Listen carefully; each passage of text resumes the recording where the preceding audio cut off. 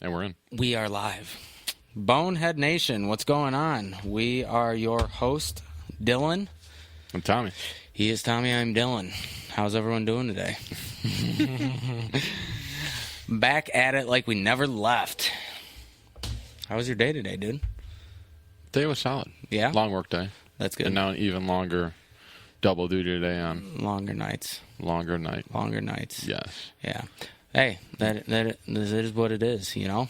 That's what I signed up for. It is what you signed up for. Yeah. Yeah, how's it going, though? Like, doing good? Business is going. We're getting into the holiday season, and so 'Tis the season to be jolly. there's two types of people in this world. They're going to call me a cram in their cleaning, like right before all their family shows up. Yeah. Or they're going to wait till after everybody destroys the house. Yes. And so, which one are you? I'll be the latter. Same. I'd be like, yeah, listen, my family knows who I am. Yeah. Like, not cleaning these floors. They're about to be walked all over. Exactly. Yeah. People about to drop that turkey on the ground. They better not. You don't want that. Speaking of holidays, Thanksgiving, I'm starving. I am hungry, and I'm ready for it. I'm all about the stuffing, dude. Yeah, dude. Stuffing and dark meat. Let's get this straight. Thanksgiving, I think, is the best holiday. Do you? I do. I love Halloween. Obviously, a lot of Yes. skulls involved in Halloween. Yes. I love food more. I love eating. Well, see, your family, kind of. What did you just do, guy? No, it still looks good. It still looks fine. Whatever. Now they're just gonna. No, you can set it back. I'll explain. Yeah. Now I'm just gonna be offset for the rest of this cast here. Are we good there? But with your camera, you're fucking me up. What? Your family is kind of the same.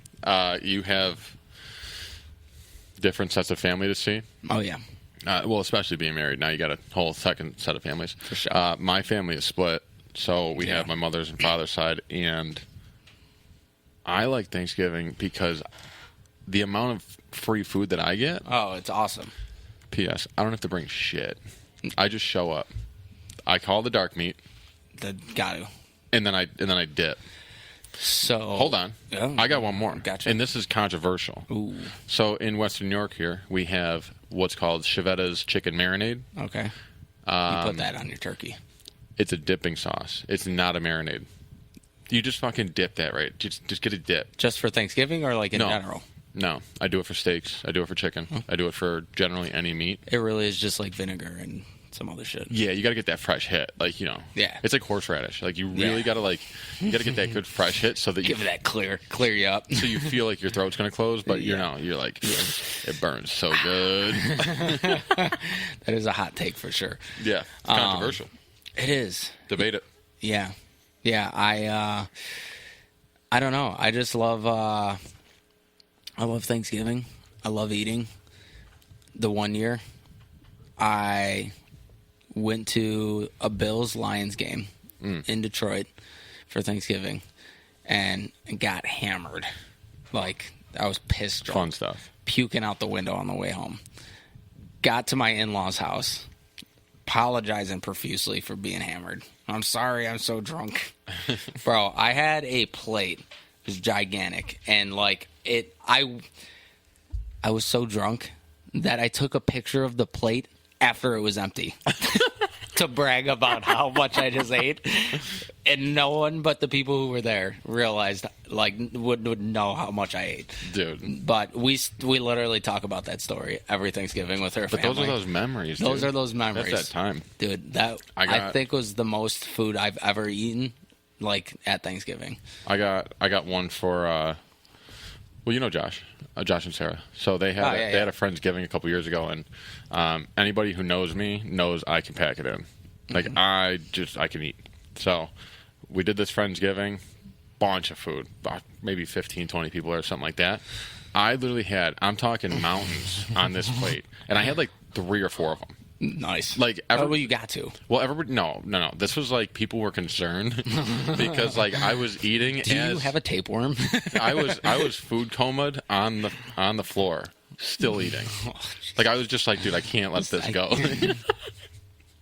You know what I mean? So. Well, it's funny. So last year, my in-laws came out to Buffalo because we had a newborn child, and they stayed at an Airbnb, and they made a joke that they got a special plate for me for Thanksgiving because I eat so much on Thanksgiving. Like, this plate was gigantic. Like an oversized, yeah. Turns out they didn't actually give me a special plate. It was like... It's just a silver platter that the turkey goes on? No, it was literally just like a centerpiece for the table that was there, like some decorative thing. But, dude, I, like, legit, like, actually had food on it and, like, ate that. I'm like, I'm sick of these shitty paper plates that don't hold enough food. You're walking and you're trying to bend it upwards, so... Right, you got to do that angle. Yeah. It doesn't hold the drum. Exactly. I'm all drum leg. That's it. See, I don't know if That's dark meat. No, I know that. I just don't know that we actually keep the legs like that. I don't know. What? I don't know. Wait, what are you talking about? I think whoever cuts the turkey normally skins the meat off of the leg. Oh, no. In my family, you got to fight over the drumstick? No, you call dip. So this is our traditional aspect. The two alpha men of the family get the leg. So you've worked your way up now. I've worked my way. I've earned my stripes. But so you get the leg, but then there's like a piece that's past the leg that's like connected to the body itself. That's got that good meat. Mm-hmm. So I get the whole thing. It's like half the turkey. Nice. So we get the first half of the turkey. Everybody else gets the scraps. Yeah. They get fed for themselves. Enjoy these crumbs. Here you go, peasants. No. I'm hungry now. I'm starving. One would say. One might say that you're starving. And so is this design that we have today. Get into it. Straight from the Built for Business collection, females edition. If you're a fella, you can wear this shirt as well. You can rock it. It is unisex, but specifically made for the women. For the women who grind for their business, who starve at the beginning and feast at the end. Starve Now, Feast Later features a skeleton lady as normal. Bombshell. Very, very attractive. She is a rod. If I was dead, I'd be dying to get with that, That was smooth. She's in the kitchen cooking some stuff up. Cooking something big. Cooking something big. Maybe her next business. Maybe her first business. Could be. And behind her, she's got the recipe for success, which we're going to touch on today on our stories of, I'll just explain the ingredients for the recipe. Yeah. First comes preparation. Got to be prepared. Then comes opportunity. Okay. After that comes sacrifice. There's a lot of that. And then resiliency. You ain't gonna make it unless you're willing to stick it out. No, exactly. Yeah. So let's get right into it. What was your first year like being in business? First year was wild. Yeah. So my first business is carpet cleaning. Yep. TK Cleaning Solutions. TK Cleaning Solutions. Sponsor for the podcast.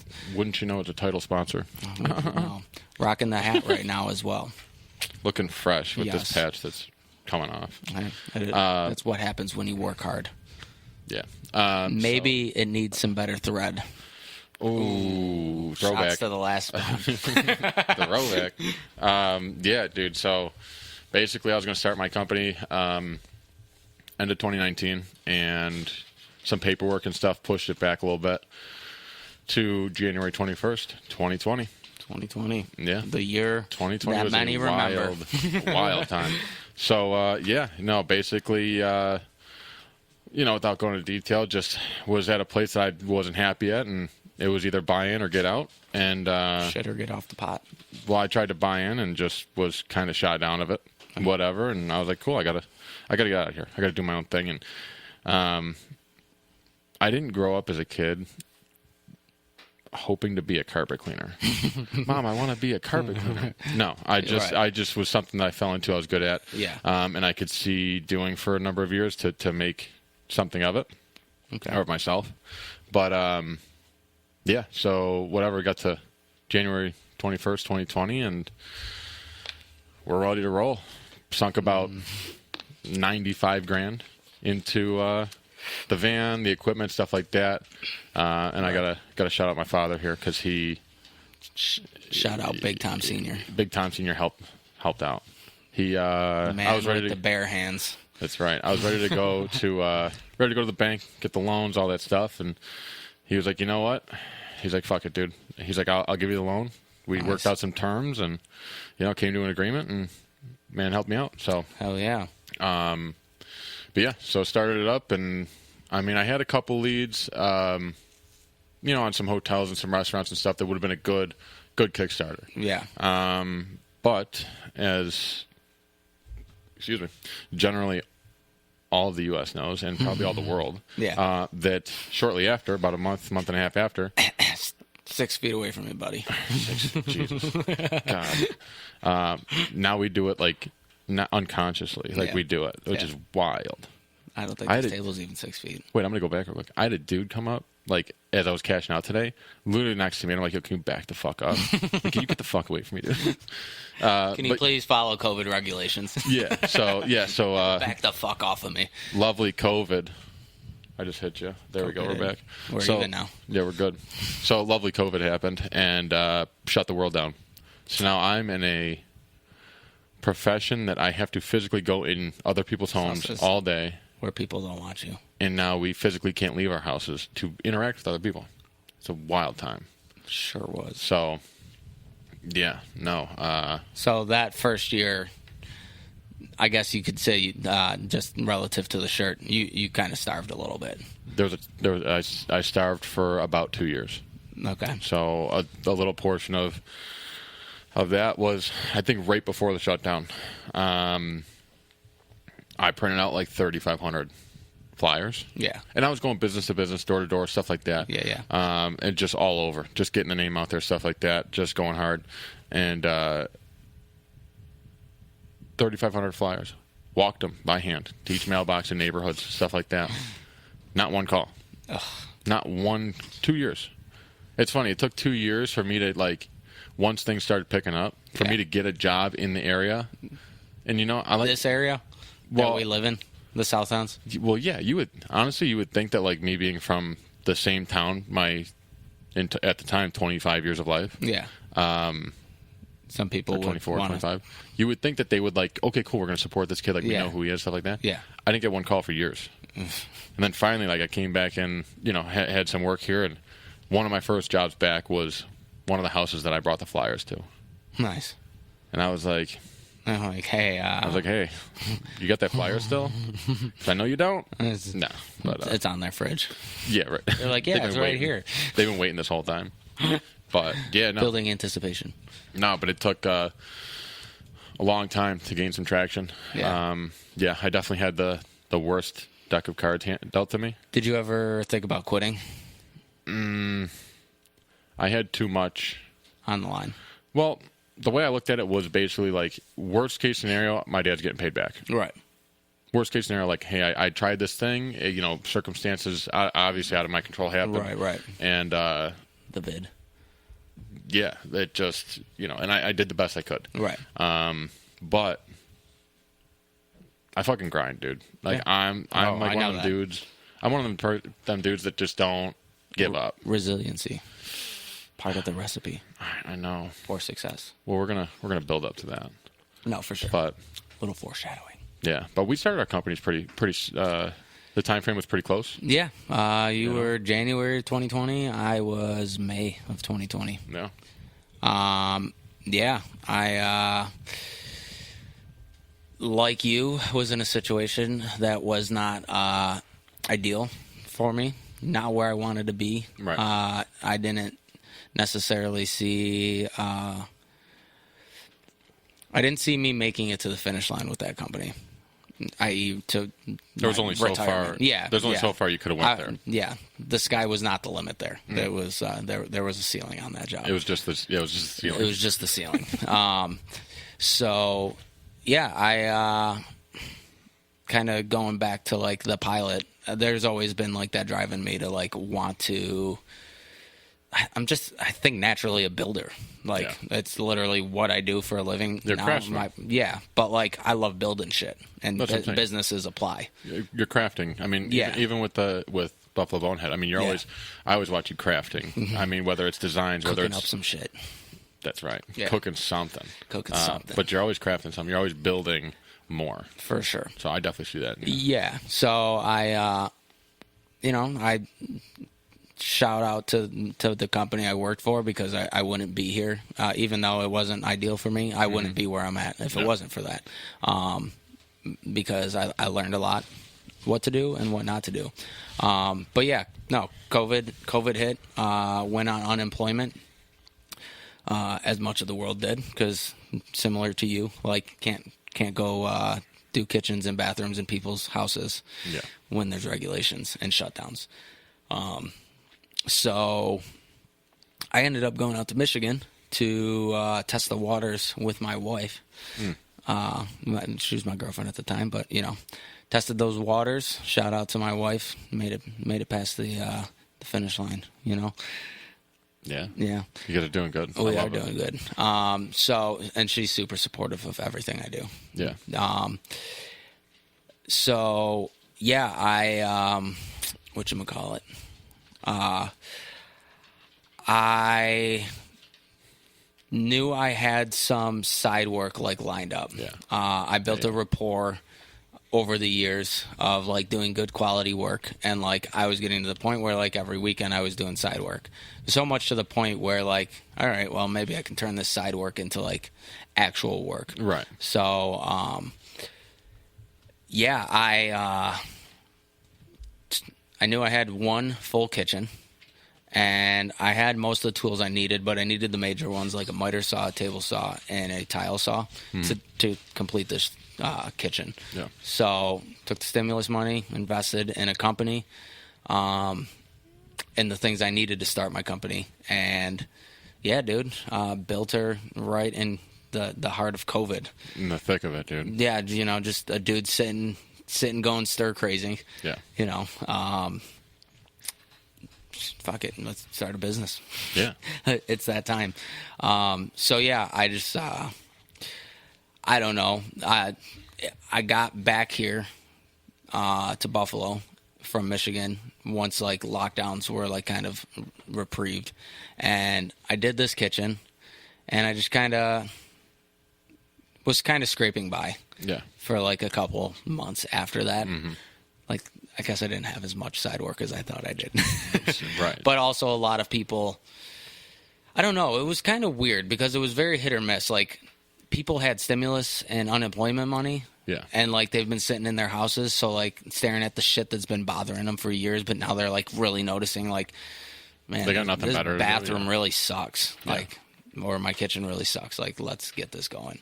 But it was like a lot of little odds and ends jobs. Like, nowhere like it is now for my company. Like, we don't even do jobs under a certain dollar amount. Right, exactly. Like, we typically take on bigger jobs now. But yeah, it was tough. It was a tough time. I mean, it was a tough time for everyone in life, but definitely a tough time to start a business. Yeah. And there was definitely a lot of people that started businesses from that. Oh, for sure. The word that I can't really stand anymore is when people are entrepreneurs. Entrepreneurs. Yeah. I'm an entrepreneur. Yeah, right. No, I mean, a lot of people went and tried their own thing and did their own thing and stuff like that. But I think, we'll dive into the recipe. Yeah. Like, let's do it. From that, leading up to that time period of me starting, I had some preparation going. I had the mindset.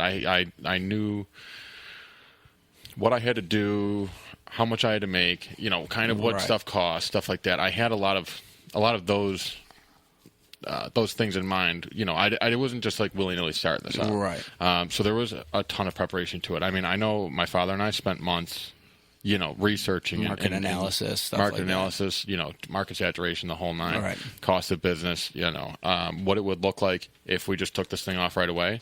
Well, and then we looked at Okay, what happened? What's worst case scenario? Right. We went over all the options. Bet you didn't incorporate COVID into that. No, did not. Did not know that a worldwide pandemic would have happened. But no, even like to the point of, so when I was working at the other company, I had the van setup that I was used to. Yeah. So when I was going to start to budget it and not spend almost $100,000, I had my 07 Ford Ranger baby. I remember me and my brother took a little ride down to PA. Just do the plug real quick. Well, no, and I'll get to why. I'll get to why we were doing the Ford Ranger. Okay. So instead of doing the truck mounted machine that I have in the van now, I was going to do a portable. Okay. A portable machine is like not as big as like those things you'd see at like Wegmans or the grocery store, like the little robots that the big floor cleaner thing. Leave the snail trail. Yeah. So it's not quite as big as that. It's probably like half the size, but it's essentially like just a cleaner on wheels, and you bring it into the house and stuff like that. And so I was going to do it out of the Ford Ranger because the Ford Ranger, it has the fuel economy and the maneuverability of a small car. Yeah. Naturally. Yeah.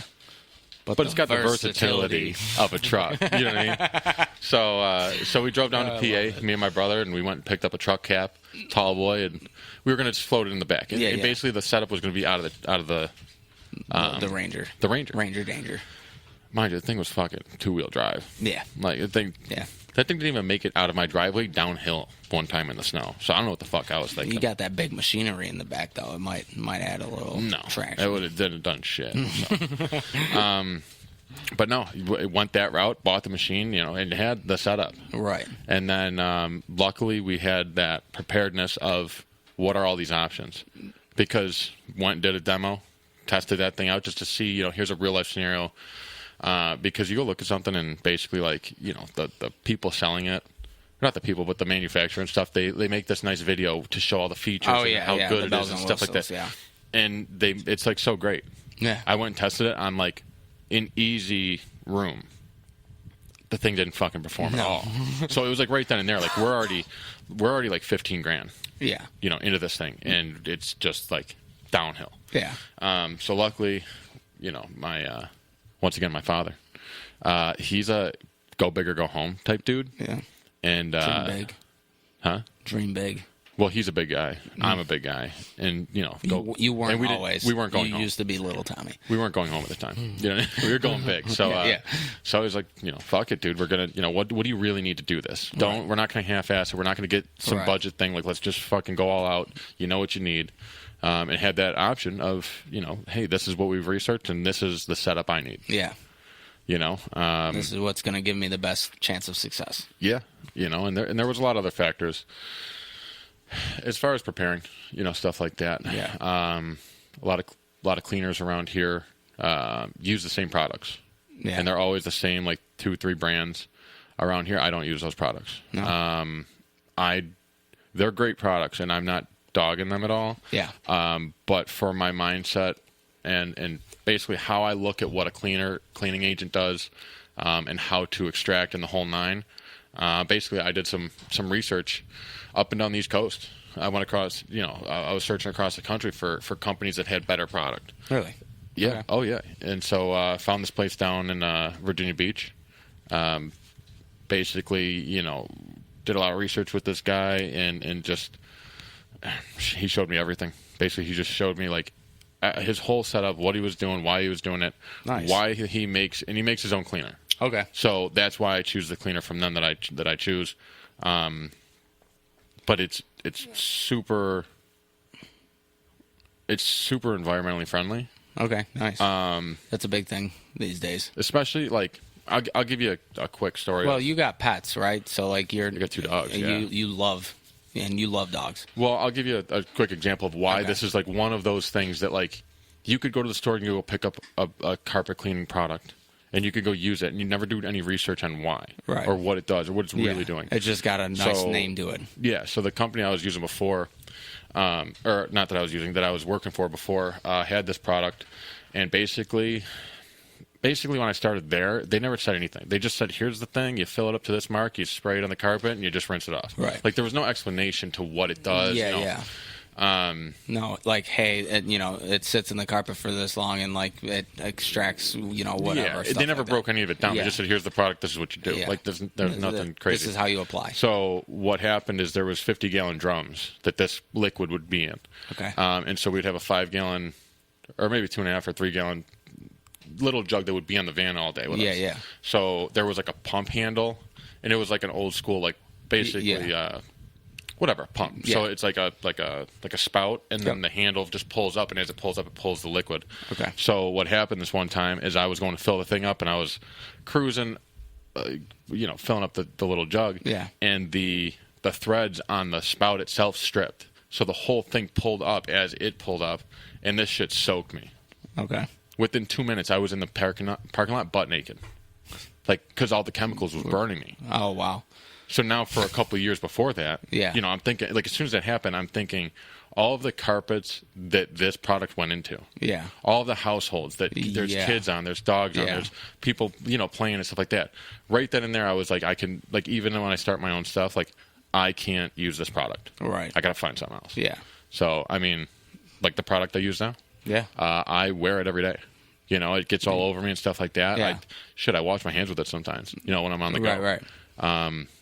Nice. I wouldn't drink it, but like Probably not best to drink cleaner. no, but it's super safe. Don't eat Tide Pods. Good God, no. But that was one of those things like people might not think of. Yeah. They just kind of run sure. with the name brand of here's the generic. But I'm sure a lot of Go-to. clients like that too, though. Like if they actually ask about it and do care. I would say 90% of my clients ask, and if they don't ask, it's because they've already asked years when I first started. Right. And now they know what I use. So Yeah. Nice. yeah. But that was, I mean, for the preparation. I mean, there's a ton more that goes into it, but so many factors that we spent months going over. I mean, books and books of notepads of just filling them up with all these different things. So Yeah. that's one thing, and honestly, like I will say that's one of the biggest driving factors of why success happens. Is preparation. Is the preparation. Yeah, I mean, when I was first starting DK, I will be honest, definitely was not like as prepared as you. Didn't really do any like market analysis, anything like that. Like I knew I was a hell of a carpenter, and like I knew I was a people person. Right. And I guess you can say I was kind of like preparing. I did some long-term preparation, right? Like I established a client base. I built a rapport for myself of like doing good quality work and everything like that. So like I guess as far as like, hey, when I went to start my business, like before I made the decision to do that, like I checked boxes X, Y, and Z, like I didn't do all of that. Yeah. I was just like, I can make more than I'm making now, and I'm a hell of a carpenter, and I got drive, and I want more for myself. Yeah. So like that's where it starts. Yeah. So I guess my preparation is not like as in depth and as tuned as you are. Well, each field's different. Right. Well, so we're just talking about DK right now, right? Yeah. My preparation was DK. DK Custom Construction. Custom with a K. Custom with a K. Yeah, because... What do they do? Well, if it's not DK, it's just okay, because we strive for excellence. I love that. First off. See, I walked you right into that. Yeah. No, we that's one of our sponsors. Yeah. Is it title? DK. Title. What? Paid for. Paid for. They paid for this. You definitely paid for this. Helped pay for this. Yes, I am DK.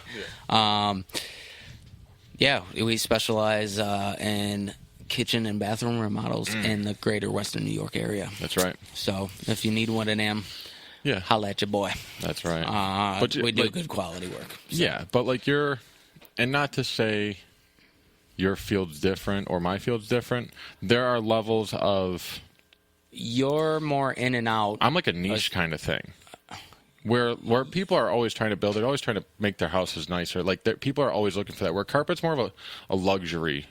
Spend, I guess, because it is one of those things that could be DIY. It's not going to be anywhere near as professionally done as you would provide. Like you can run a Bissell across your carpet all day, but it's not going to do what your machinery and your cleaning products and stuff do. Where for yours, like, people can't just build their own kitchen. I mean, they can, but I've also seen some shoddy work from some people. YouTube's done a lot for but it's never going to empowering people to do their own shit. Empowering the DIYers. Empowering entrepreneurs. All over. I'm an entrepreneur.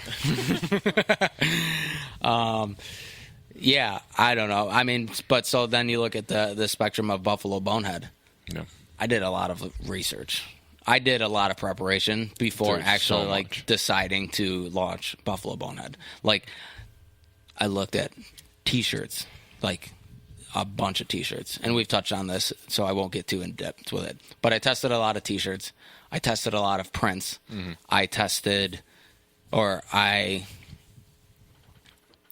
I looked at a lot of websites that sell attire. Mm-hmm. Took the things I liked, took the things I didn't like. Yep. Collabed with the website designer. Shout out Alicia. And also looked at like pricing and everything. Like, hey, I'm going to sell a good quality product like that first and foremost. Like, I don't want to sell your generic, Gildan shirts. Right. Again, nothing wrong with Gildan. Great shirts. For the working man is the Gildans. Yes. But I wanted something with a little more comfort and a little more resiliency. Yes. Because I want this company to be successful.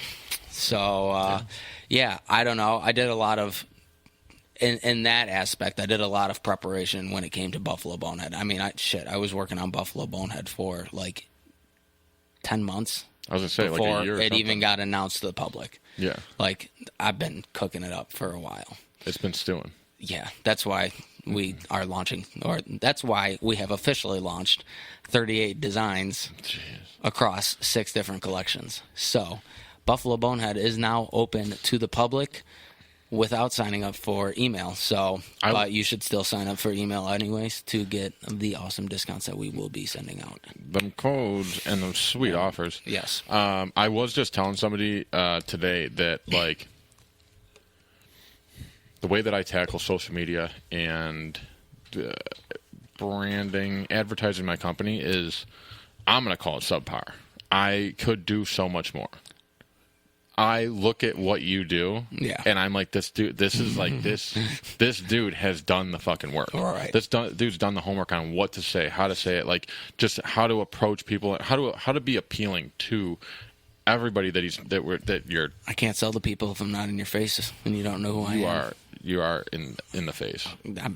But no, I'm just talking about like even grind. It's that dog in me. Where's the dog? There he is. This is the dog. It's that dog in me. Fucking stupid. But like even so I got the email naturally. No, you got the newsletter. I'm on the newsletter. I'm on the email. Hell yeah! And I looked at it and I was like, you know what, dude? Like this is so detailed. There's so much information. Shouts to the wife who made that.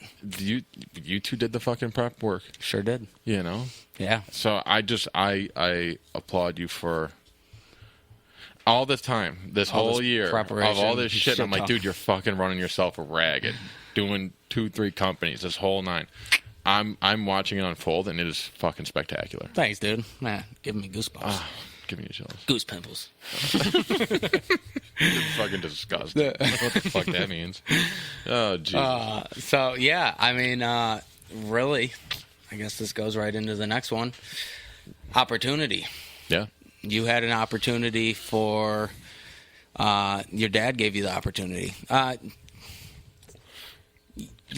Elaborate on that because I don't want to speak wrong on it. He's half and half. Right. So you could look at it a number of different ways on opportunity. It could be the opportunity like where I was of being miserable, making no money, but having learned that skill at that company regardless. Yeah. So if you're looking if you can look at this is a life lesson.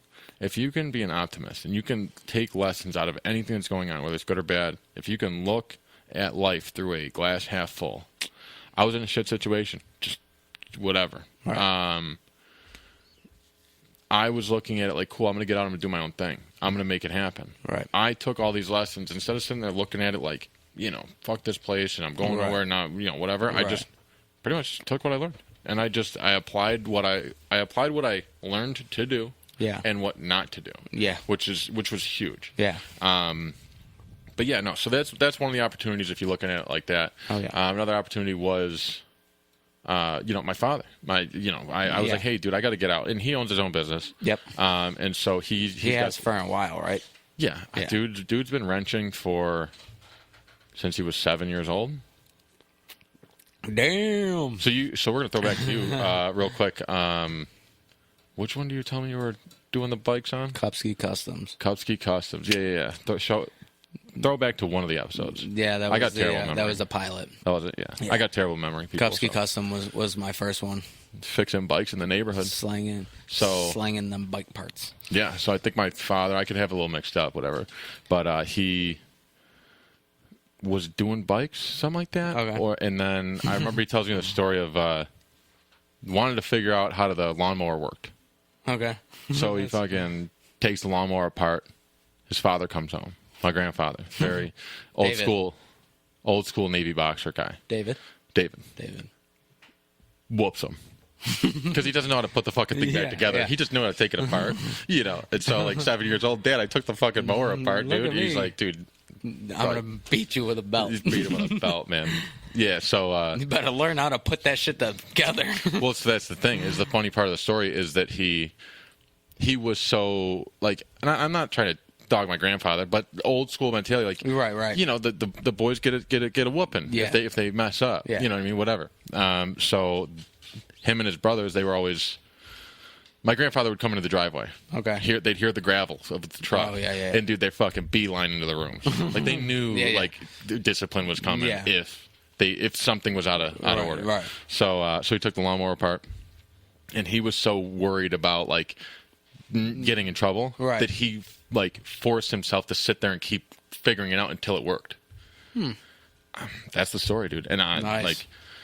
It could have been a little after 7. He could have been doing the bikes first. So it was a lot more simple. But I know he's been wrenching on people's shit since he was 7. And, he's been doing it for 40-plus years. So, hell yeah.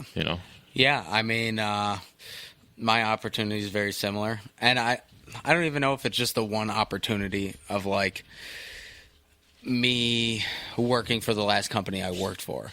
Yeah. Like... I've had opportunities from all these places I've worked. I take a little bit from each. I had a landscaping boss who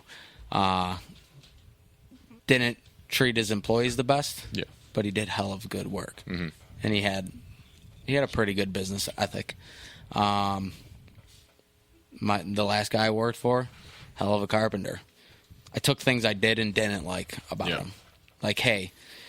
Your scheduling and your efficiency on these jobs are like a little chaotic and sporadic, and like things could be more efficient. Your communication with your employees and clients is lacking. I'm going to put emphasis on that because I feel like if you can communicate with your customer base better, especially like in my field where I'm tied to these people for like 2 weeks at minimum to like, I mean, it depends really on the job, but like with bathrooms and kitchens, 2 to 6 weeks, right? Like I have to communicate with these people, and like these are high end projects where it's like, hey, I'm letting you into my house where like my kids live and my pets are and my memories are, and like I put a lot of hard work and blood, sweat, and tears into owning this house. Like, I want to make sure I trust you. Yeah. That's how I saw that. So I'm like, what better way than to communicate with people on that? Like, hey, if you can trust me, whatever.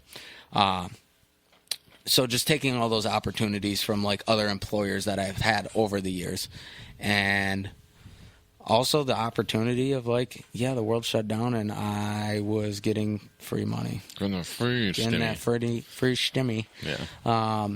Yeah. So like invested it in myself. Like I said, there's the two opportunities and ways to look at it. Is one, where you were at and what you could do with it and make the best of it. And then you have one that's, the financial, and just finishing up like about my father real quick. Is, Sorry, I didn't mean to cut you off. It's right, you fucking did. I wasn't gonna say nothing. You guys saw it.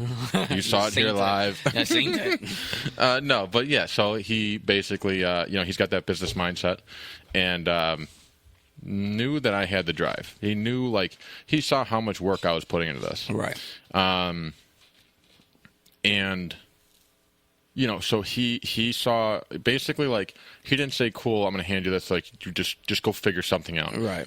I had to sell it essentially. Right. Like, I was doing all this work anyways because I was going to go to the bank. Yeah. And go get a loan and probably get fucked from the bank. But no, he stepped in and said, "Dude, I see what you're doing, and I want to help you. Whatever." And we made some terms and came to an agreement and shook hands on it, Hell yeah. And he helped me with the financial opportunity to do the thing I was working for, to pay for the thing I was working for. So yeah. You might say he made a sacrifice. He did sacrifice. And I'll touch one more thing real quick about the preparation with opportunity type of thing. Yeah. He's a go-getter. Right? He's a good dude. Right. We have our ups and downs. We have our battles as father. Yeah, our qualms as father, son do. But when it comes down to it, I mean, he's got his kid's best interest in mind. Yeah, other scenarios of the same kind have happened. People around him, stuff like that. And so I've seen, it's funny because, like, they had the same idea. Hey, I'm going to go do this thing. Right. Whatever. And they're just, friends of my dad or whatever like that. And so he's a very caring dude with the people that are close to him, that are good to him. But they didn't fucking show. Okay. Like, he's like, cool, I'll help him, but, like, I'm not going to fucking do shit unless they show the type of drive that I have. Right. And that's the thing. So, like, those things ended up not happening. Right. Because they didn't do that preparedness. They didn't spend hours and hours and days and research and the whole 9 and months of absolutely driving in, not even having the business yet, just driving to how it's going to work. Right. Well, just coming up with a game plan in general. Yeah. Of like, hey, business plan. Like, I'm serious about this. Like, yeah. So that's that thing. Like, without the proper preparation, like, that opportunity can very well be fleeting and go right away. Yeah, well, and even sometimes that opportunity can pass, and if you're not prepared to seize it, then it's gone. Yeah. Yeah. Yeah, that happens to a lot of people. So yeah. But even with that, I mean, I wasn't making a lot of money at the time. Right. I was making like $10, $11 an hour, maybe. Yeah, that's crazy. Yeah, like, if I came in with $400 in the week, like, I was stoked. Yeah. And I'm talking, like, I would honestly work, like, that's like, and that was like after taxes. So, like, I would work like 50 hours. Yeah. Like, I'd work a lot. Dude, just nonstop. It's crazy. It's wild. That's a crazy concept to think that was what we made at one point. Yeah. And so when I was starting the company, I had some knowledge and stuff like that, but I had to leave the company I was at. Yeah. So at that time, like, I sacrificed having any money at all. Right. And so, like, I sacrificed time with people, like my friends and stuff. I just was not around. I'm like, bro, I got shit to do. Like, I'm fucking, they couldn't get me out to do anything. Right. Money. I wasn't making no money, and I was on a hope and a prayer at that point. Yeah. Especially not being able to be in people's houses. Well, yeah. I mean, right before that, that's like leading up. That's not even to the COVID yet. Gotcha. That's leading up to it. Yeah. I had the money to do just what the business needed to start up. Yeah. There wasn't excess to get me by or nothing like that. Right. There was no nest egg. So it was a sacrifice of, like, I have other bills. Yeah. What am I going to do? Right. I got to pick up side work here and there. I got to still do something on top of all day, all night researching and doing this stuff and building. Trying to build a client base. Yeah. Like I said, like, so there was just a ton of sacrifice between people, places, things, stuff like that, and then we shut down. So now the sacrifice is even harder. Yeah. Because now I'm like, I definitely can't even work, even though all of these. You literally are starving. Yeah. I was starting to starve at that point, and I had something about hunting with you. that I was just going to tie in. And it was about basically, like, I think something you've learned recently is with starting this hunting adventure that you've so graciously brought me on with you, that it doesn't just, you don't just go and do it and it works. I think it's reversed. I think you brought me on with you. 100%. But I made him a man. Thanks. My father was a brilliant man. Yeah, but you know, so but it's this thing where like with the hunting is patience. Or no, there's a lot of hard work. It's like it doesn't. You don't just go and have this idea. You go do it, and then it just works right away. Yeah. With the hunting thing, like how many times did we go? We put a lot of hours. We put a lot of hours in and without sitting seeing in the shit. woods. Yeah. Didn't see nothing. We're learning the landscape, the whole nine. For you know, trying to walk you through the things. Yeah. But soon, you know, it started to pay off. You started seeing activity, stuff like that. Yeah. And you learning things. Fucking capitalized. To sit. Yeah. Finally capitalized on a nice doe, dude. If you listen to the Bonehead Abroad that was released earlier this week, then you know. Yeah. Yeah. But yeah, with that, you know, you had to sacrifice things to make that opportunity happen, because it wasn't just an overnight thing. It just wasn't just a quick. No, there was go and do time it and with my family that was sacrificed, and opportunities to like get other work done and stuff like that. Yeah. That could, you know, that it's not like I have a lack of work going on in my life. I have 3 businesses in essence. Yeah. If you count this as a business, which it about takes about the amount of work as a business. So, but yeah, it's the same thing with business. Like it doesn't just happen overnight. No. Sometimes if you're in like a super niche thing and you got fucking connections, don't get me wrong, people can fucking make it out of nothing. Oh, for sure. But most of the time, most of us average Joes, most of us, you know, grinding, gritty, fucking go-getters, it's so much fucking work for results that don't come right away. No, not necessarily all the time. Right. There are occasions where, you know, people are overnight successes. But yeah, no, I remember back. It's so funny because when I first started my company, like Kate and I were dating, and but we lived in different states. Yeah. So like, I could work from 7 to 7. I could work from 7 to. I remember one time I was texting her. It was like 2:30 in the morning, and I was still working. Mm-hmm. Mm-hmm. Fuck it. I'd die right now if I did that. My body just can't handle that type of labor anymore.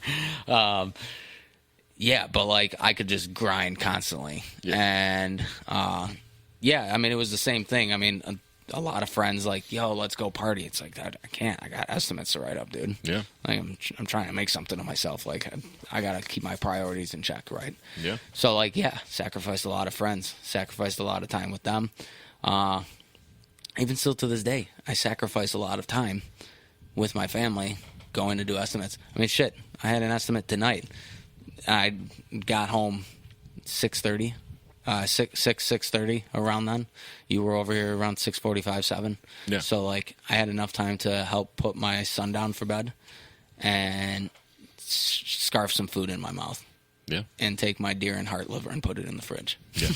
About that. You know, and kiss my wife a few times. But like these are the sacrifices that it takes. And luckily I have a support system as great as my wife to kind of take some of the burden. Let me not say burden, because it's not a burden. Take some of the weight and pressure of the other things in my life that are just as important, right? You know, because having a kid is a lot, right? Yeah. And my wife does a lot to make sure our son is fed, clothed, ready for bed, you know, all that stuff, entertained. Well, even that is like the on top of that is like the understanding of who you are and what you do. Yeah. You know, a lot of people don't. I know I've been hard on you guys over the years because I'm like I just am a driving force. I just fucking keep going. I just do stuff. I have 2 dogs. That's it. Yeah. I'm sure one day when I have a family, like I'll slow it down or whatever. I can't wait for you to have a family someday because I told you so. I'm gonna fucking hear you so because I'm living it right now. My business partner Eric, shout out Eric. He's just like, dude, wait till you have kids and you're sleep deprived and you can't go to work because they are sick and one of you and your family has to go to work. Yeah. Here I am living it. Eric, you were right. Yeah. Damn it. I said, I'm sure you're there. No, I'm gonna make sure that it's different, and I'm gonna prove you wrong. Nope, that doesn't work that way. It's the same every time. But excuse me. Nice. Ooh, nice. That was them gains. Them gains in the microphone caught that. But yeah, no, that's that understanding of who you are. And a lot of people don't get it, I guess, because like I don't know a lot if they're of people, willing to do it. Well, my thing is like, so your wife, Yeah, your wife, she doesn't. Well, you guys own a business now. You guys own Buffalo Boneheads. Yeah, now. Buffalo Bonehead is our thing now. Yeah, but before she came into a realm. Yeah. With this guy, where she worked her jobs and that was it, and it can separate those two things. Came into a realm with you that your work is your life. Yes, So I mean I did work for the last company I worked for when her and I first started dating, but but it was all fresh. Yeah, I mean we were like a month or 2 in, and I'm like, hey, I think I'm going to start my own business. Yeah, and she's like, what? Yeah, like, I'm just saying, like, normal. So in a short amount of normal time, is a death sentence. Ooh, plugged in episode 1.0. But no, she just had to accommodate and learn understanding of like what owning a business looks like, right? And what really goes into it. Yeah. And honestly, like, I mean, from the outside in, like, you both sacrificed a lot for each other for you to build a company. Yeah. You also sacrificed a lot for the company to go be with her and you're going to make that shit work. Oh, for sure. Yeah. I mean, I started it and 6 months later, tried moving it to a different state where I had zero network and zero client base. So yeah, and put it on the back burner for a while. Yeah. But, then she sacrificed to come back here. Yeah. Leave her family, and And now she's a New York native. Now we're striving and thriving. Yeah, but and with all that, there's a ton of sacrifice. You can have all 3 of those other things. Well, the 4th one is the resilience. Like you got to be able to push through that shit and keep going. Yeah, because there's a lot of up and downs. Yeah. Owning a business. I mean, even today, not today specifically, but even like in today's times. Yeah. Even though my business is running successfully, there's times where I just want to throw in the towel. I'm like, dude, I would just love to unplug from everything. Yeah. And like, just give it up. Like, let me clock out and just leave the fucking job at the job, and I can go the fuck home and relax. Let me come home and like hang out with my family every day, and then like when I want to go hunting, I can go hunting, and like I've spent the time with the family throughout the week. Yeah. And not like sacrificed.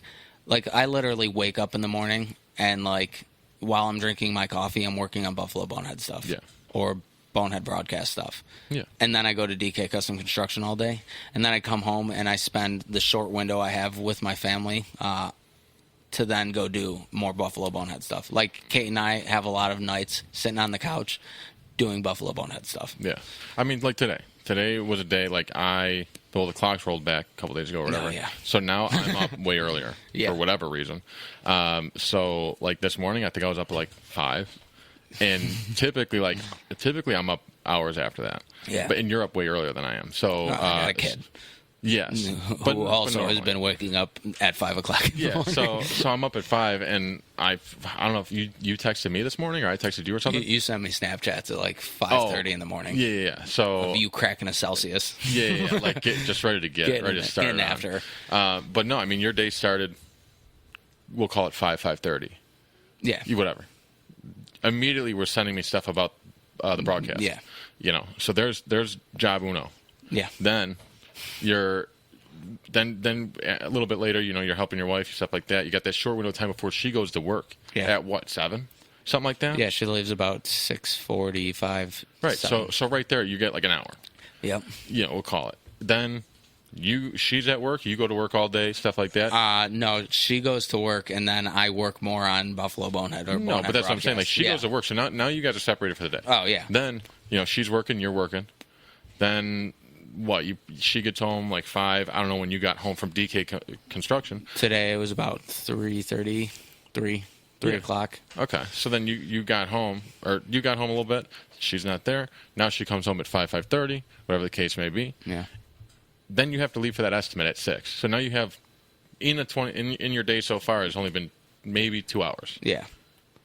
And now we're doing the broadcast at night. Yeah. So like all this time that you could be spending with her, like that's a sacrifice that both of you have to make. Yep. And dude, there's long days, long nights, and there's periods of time. Burnout. There's periods of time where it's like this week is a busy week for you. Yeah. There is.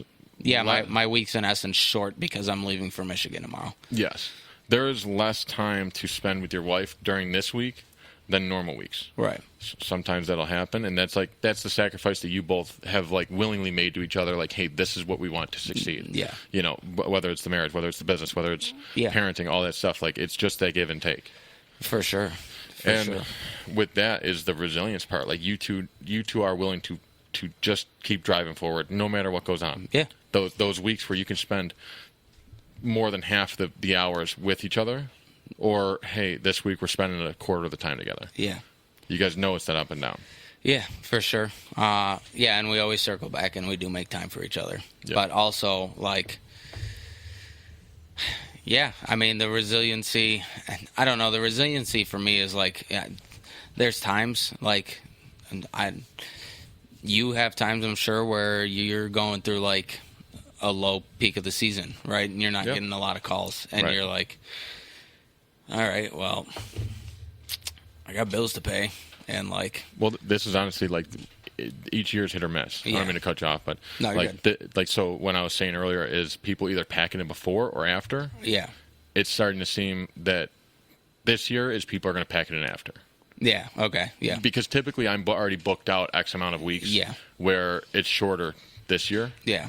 And I've seen a pattern. It happens like every other year. It's always different, a little bit, whatever. Yeah. But this is one of those years where like it's getting slower than what it normally would be. It's one of those times where I'm like, fuck, dude, like this is stressful. Yeah. You know what I mean? It's a good stress. Well, you've like even mentioned to me, like, dude, sometimes I have thoughts of just selling my business. But you keep grinding. You keep pushing forward. I've worked too fucking hard. Yeah. And I've worked too fucking hard to get it to where it is to just give it up. Yeah. I think there's still a lot more potential for what it could be as well. Oh, for sure. Like, I don't think... But I don't think TK Cleaning Solutions has even scratched the surface of what it could be. No. And my thing with the resiliency...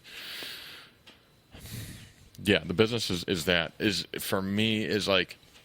So you work with Eric. Yeah. Or you guys have a guy or whatever the case may be. So you have a second set of hands. Right. Yes. I don't. Right. My fucking second, third, and fourth set of hands are stickers on the side of the van that are my beautiful mug. Like, and they don't fucking help at all. You're emoji. yeah, my Bitmoji guy. Yeah. But they don't fucking help, dude. So, like, as burned out as I get, like, I have to keep pushing forward. Yeah. I can't let it flounder. All right. I can't stop. Well, that's going to be... Can't stop, won't stop. Can't stop, won't stop. Can't stop, addicted to the shindig. Yeah. No, but that resiliency ultimately is going to be what leads to the ultimate success. Right. And like, I mean, I'm on you all the time. Like, dude, you got to get some technicians out there. I know. And you need to get off the job yourself. Yeah. And, like, take more of a managerial approach. Yeah. Well, so it's funny. It's also tough because, like, us being very similar, like, our companies are our babies. We're very particular, though. And we're very proud. We want stuff done. Yeah. And I know I've had people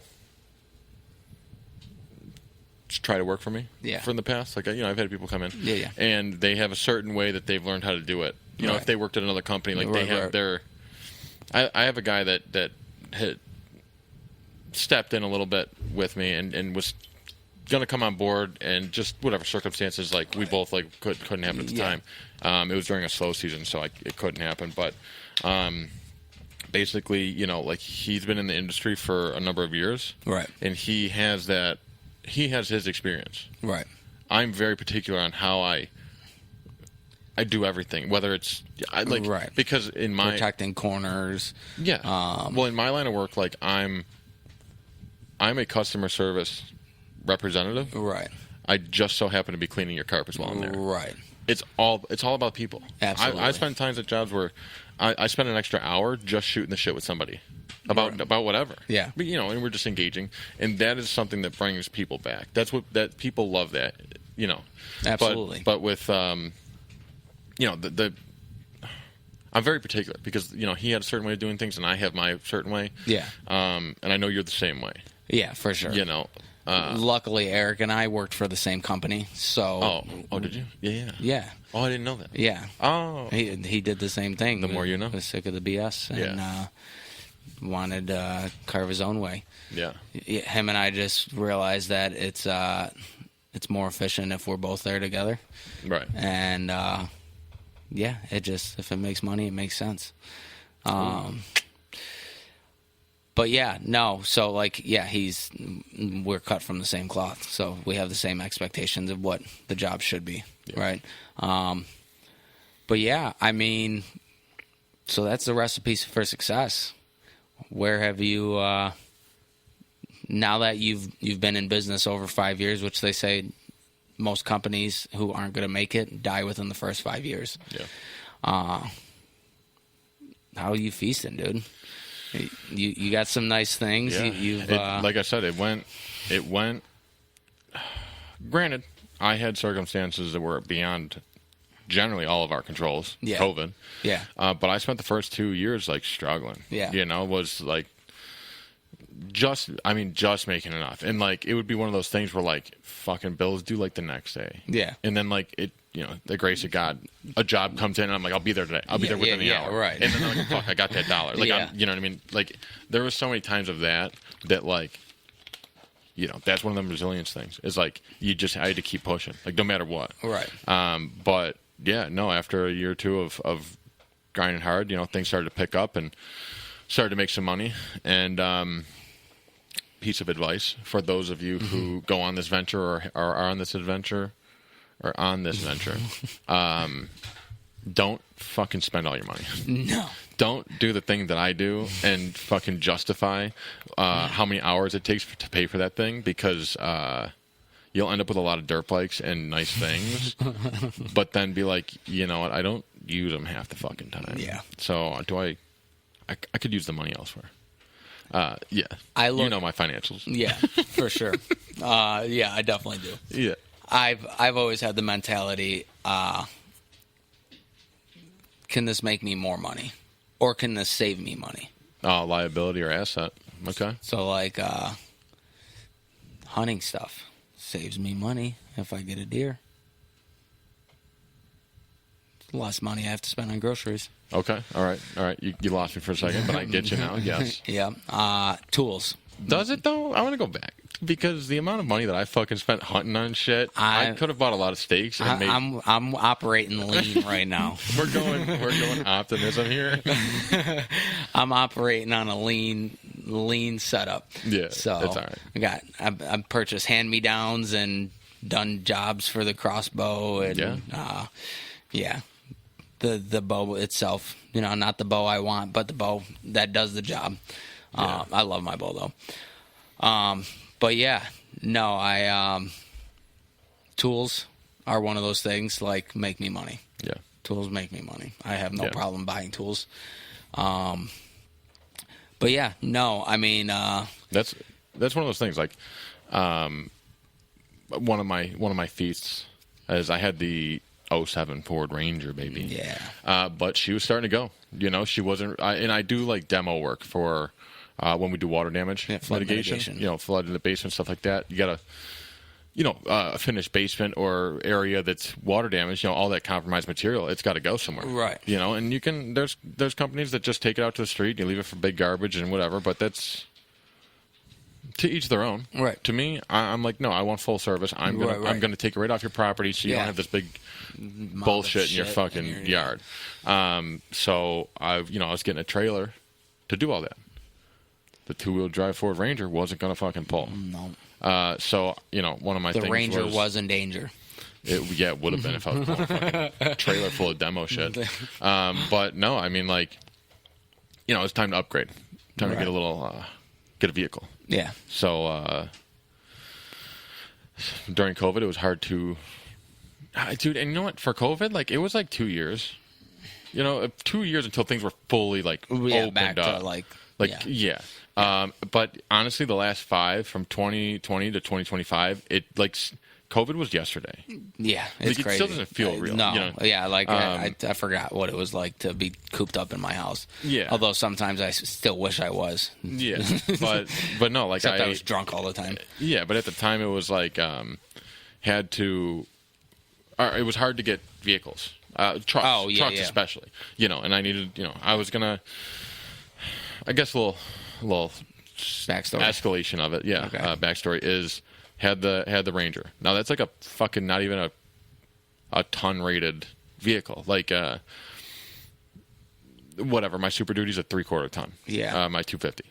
So the 150's a half ton. I think maybe the Ranger or a smaller truck would be like a 1/4 ton. I don't know. I could have it wrong. So upgrade from the Ranger. I was going to get a used F-150. Shit was like fucking $20,000 for like a 2006 with 80 or 185,000 miles on it, and I was like, "Fucking, that's when you." What's another $40,000? That's when you sell. That's when you sell vehicles. Is at 200,000. Yeah. So then I was like, okay, well, what's a new F-150 go for? Because it couldn't have been much more than 20. Fucking started like 40. Yeah. I'm like, fuck. Well, what does a used 250 go for? Like a decent one. Yeah.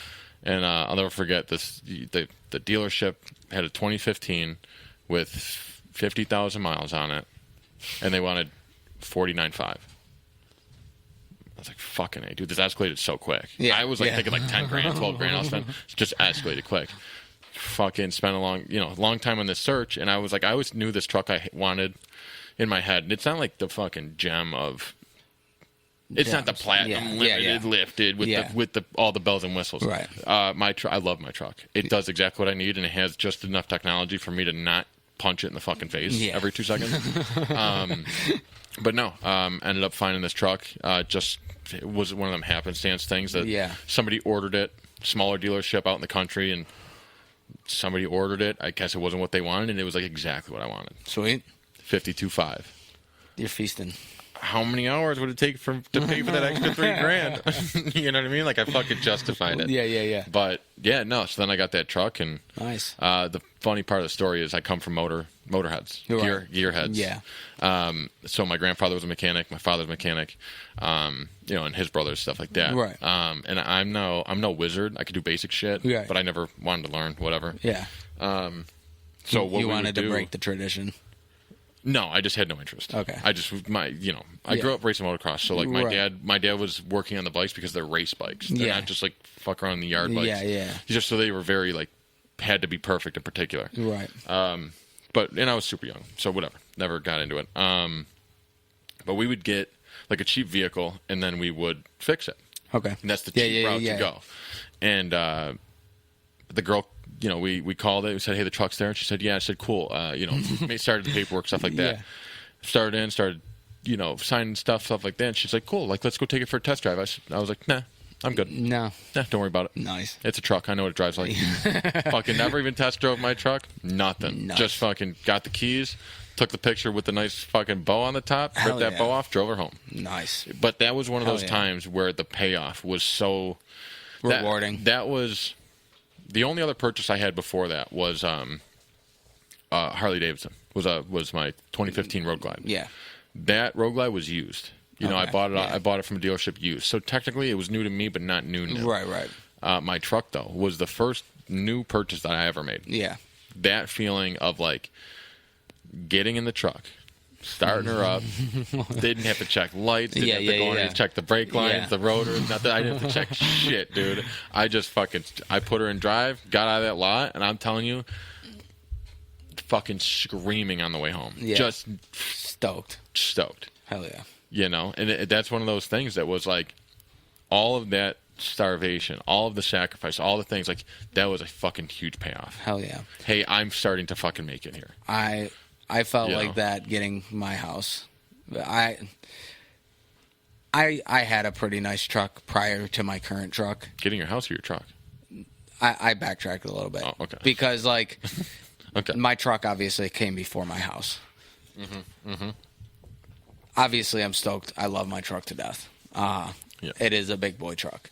It is much nicer than my last truck, but my last You know what it's truck, like to drive a Ram 2500?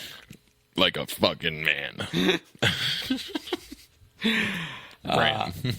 Love my truck, but I felt that way when I got my house because I really felt like getting my house was like not a reality at certain points. No, like it was so hard to get my house.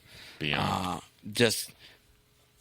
It literally felt like all the cards were stacked against.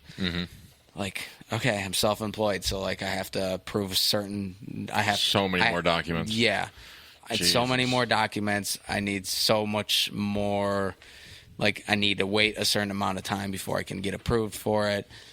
And then me moving to Michigan and then moving back to New York. Jeez. Something's choking you up. I know it's a heartfelt story. I know. I'm getting all choked up. Puberty, you know. It's that final growth spurt at 30. No, I think I might be starting to get something. Oh, good God. Good. 6 feet. 6 feet, yeah. No, so me moving to Michigan and then moving back to Michigan, it in essence started the timetable all over. Yeah. Of like, I thought it was just I had to be in business for 2 years. No, I had to operate in the state that I lived in for 2 years because of the line of work that I do. Yeah. So for business owners, real quick for you guys, self-employed people have to show entrepreneurs have to show 2 years of income on that business to even start doing anything with loans and stuff like that.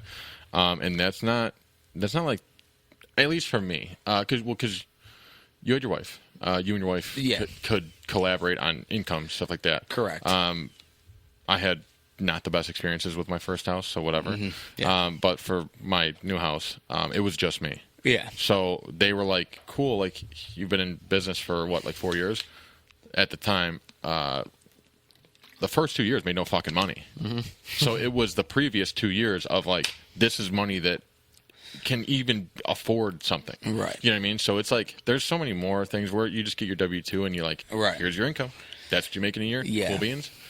Business owners are not like that. Yeah. But keep going. But yeah, no, I mean, we finally like got approved for a mortgage and like, yeah, I mean, there was we lived with my parents and super grateful for like the opportunity we got to live there and like be able to save money and shit like that. But like, dude, it felt like we were never going to get out of there. It was a tight home. It was, yeah. Yes, it was. 7 of you? Well. Oh, dude, there was like 10 when with we the dogs? No, when we first moved there, it was my mom and dad. Yeah.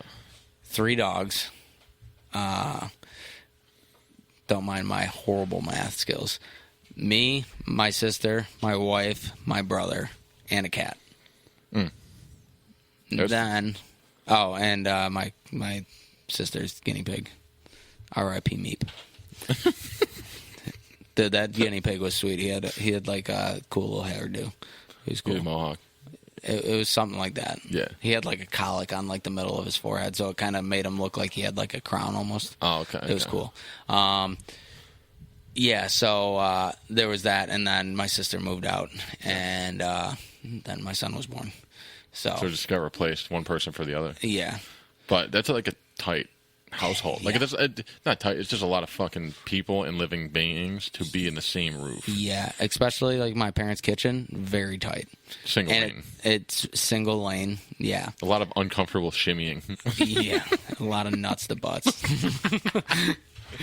Yeah, it was, and it's like such a high traffic area because comes in from the main entrance to the living room. Yeah. So like it's like just the only way through the house. It is. It sucks. Yeah. I've been on them for years. Like, dude, just hire me to redo your kitchen, please. Just blow this wall out.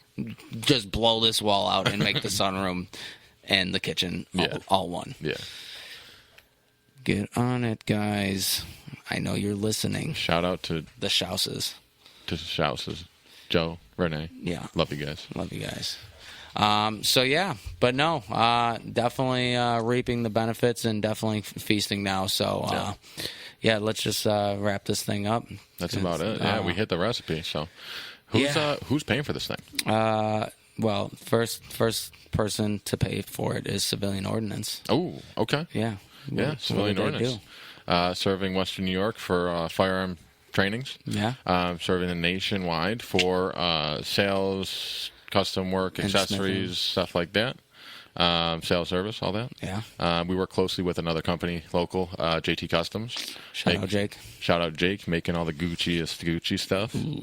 You want to Gucci up your Glock? Yeah. Call us.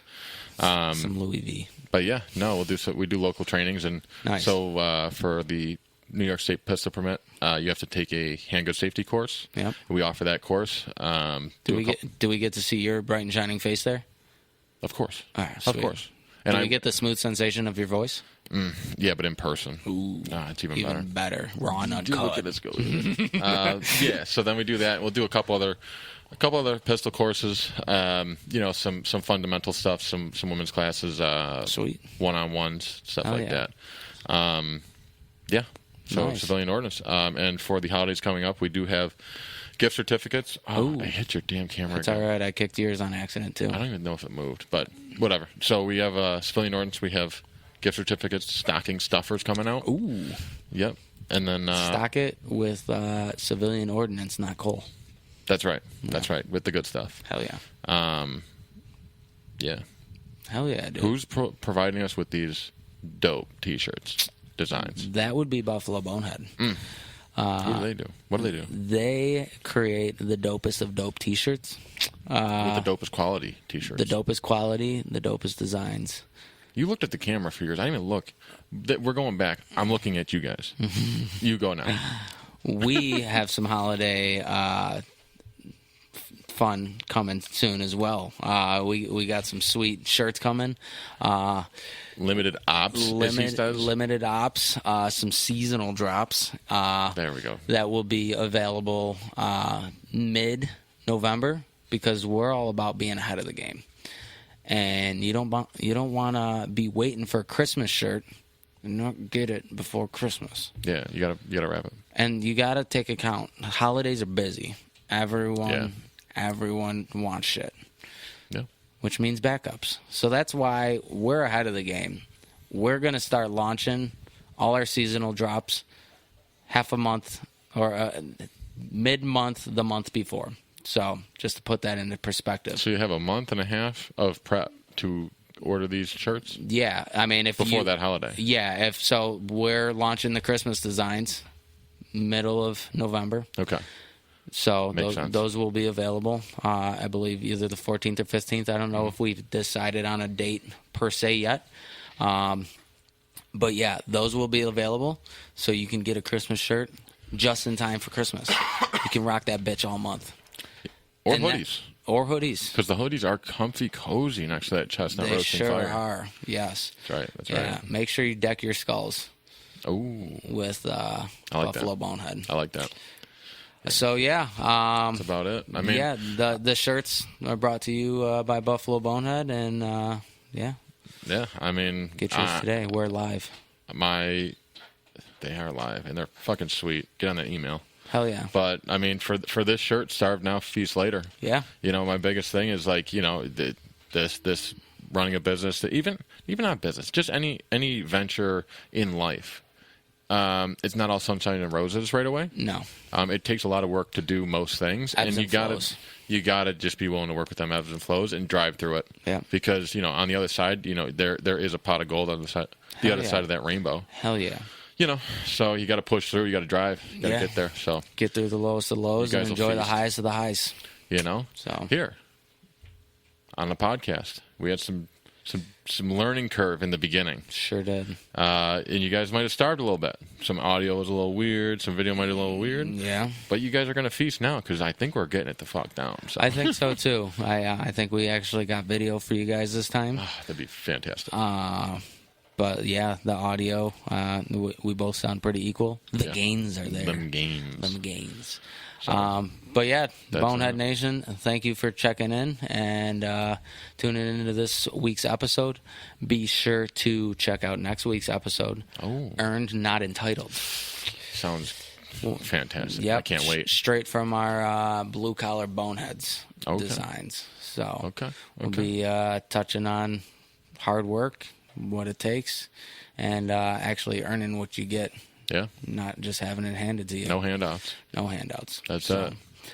Be good. Love each other. Tell your friends. Tell your friends' friends to tell their friends' friends. Until they tell two friends. And if they don't have friends, be their friends. And go follow us on social medias, on the Spotifys, on the podcast places. Like, share, comment. Yes. We want you guys engaged. What do you guys want to hear about? Yeah. What are you guys looking forward to? You guys can go on the website, buffalobonehead.com. Yeah. And you can go pick shirts. And you can go you can go put a comment. Hey, we want this shirt. The people have spoken. They might want the shirt. They might want to hear about the shirt next. So yeah, we want to hear you guys. We want to get you guys involved. So yeah, you guys are on this journey with us. Hell yeah. But and the Bonehead Abroad episodes, we give us topics. Yeah. We love it. Topics. Those are just rambling rants on those phone calls and bullshit that we do. Yep. So that we think you guys might like. And if not, at least we did the damn thing. That's right. So all right. That one's it. Week's good. Love you guys. Bonehead Nation out.